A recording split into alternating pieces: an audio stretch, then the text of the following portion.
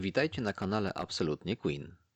Dziś przyjrzymy się postaci Barbary Valentine, kobiety, która była jedną z najbardziej fascynujących i nieoczywistych osób w życiu Freddie'ego Mercurego. Kim naprawdę była, co ich połączyło i jaki wpływ miała na muzykę oraz życie lidera Queen? Królowa i legenda. 14 lutego 1981 roku widzowie niemieckiego programu Wetten das przecierają oczy. Na scenie pojawia się ona, Valentine. Wchodzi cała w błękicie, owinięta ogromnym boa, przy którym nerwowo majstruje. Jest spięta, ale niezwykle błyskotliwa. Prowadzący, Frank Elstner, próbuje ją czarować. Ależ przecież jest pani tą wspaniałą Barbarą. Ona odpowiada krótko, bez aluzji, została poważną aktorką. Legendarny Kurt Jürgens tylko potakuje z podziwem. Nie sądzę, żeby ktoś mógł panią ujarzmić. Kim była kobieta, która zawładnęła liderem Queen? Jej syn, Lars Reichardt, w biografii matki nie owija w bawełnę. Z laleczki miała, poza pełną twarzą, absolutnie nic. To była agresywna kobiecość, silna, czasem wręcz przerażająca osobowość. Kochała być w centrum uwagi. Była chorobliwie zazdrosna i skłonna do, częstych wybuchów niekontrolowanych emocji. Właśnie to Freddie w niej uwielbiał.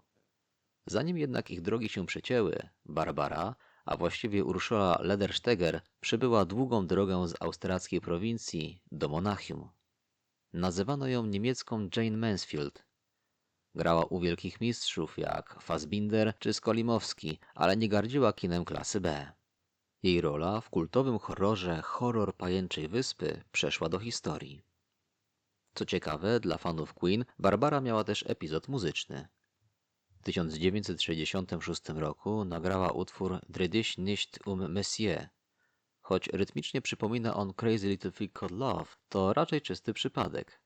W tamtym czasie Freddie i Barbara jeszcze się nie znali.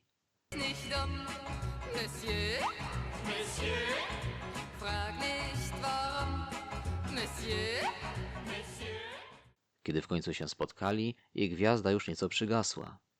W Monachium znali już ją nie tylko jako ikonę atrakcyjności, ale jako matkę gejów i niekoronowaną królową nocnego życia. Jak się poznali? Tu wersje są sprzeczne. Jedni mówią o roku 1980, inni o 1982, a współpracownicy Frediego upierają się przy 1983. Najbardziej pikantna plotka głosi, że ich pierwsze spotkanie miało miejsce w toalecie męskiej dyskoteki o nazwie New York w Monachium. Inna wersja jest bardziej filmowa. Tłumna impreza, ona wchodzi do pokoju, a Freddie momentalnie traci rezon. Była prowokacyjna, ale z klasą. Rozmawiali całą noc. Następnego dnia to ona przejęła inicjatywę i odwiedziła go w studio Musicland, ukrytym w podziemiach Arabella House. Tak zaczął się ich burzliwy taniec, który trwał aż do śmierci wokalisty. Freddie uwielbiał fakt, że w Monachium to Barbara jest większą gwiazdą. Dzięki niej mógł bez ochrony spacerować po mieście, to ona wprowadziła go w świat lokalnej bohemy. Dzięki niej poznał aktora Kurta Raba, którego fani Queen kojarzą z teledysków. Ślady Barbary w muzyce. W klipie do It's a Hard Life z 1984 roku, kręconym w monachińskim studio Ari, Barbara występuje osobiście w fantazyjnym kostiumie rodem z weneckiego karnawału. Również tam znajdziemy Kurta Raba w kobiecym przebraniu baleriny. To tam Freddie wystąpił w słynnym, jaskrawo-czerwonym stroju z wieloma wielkimi oczami, zyskując przydomek krewetka. Z kolei w Living on My Own wspomniany Kurt Rapp paraduje w stroju Mary Stuart, pokazując Frediemu bieliznę spod krynoliny w dość efektownej sekwencji tańca. Związek z Barbarą zostawił trwały ślad w tekstach Mercurego. It's a Hard Life można czytać jako melancholijny list do Barbary i jego innego monachińskiego partnera, Winiego Kribergera. Ale najpiękniejszym dowodem ich więzi jest utwór Love Me Like There's No Tomorrow.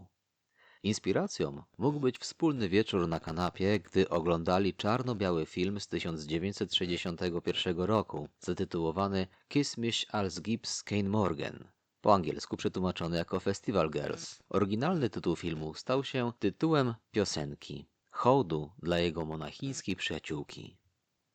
W kolejnej części przyjrzymy się bliżej ich codzienności. Czy to była wielka miłość, czy jedynie wspólna droga przez monachińskie szalone życie?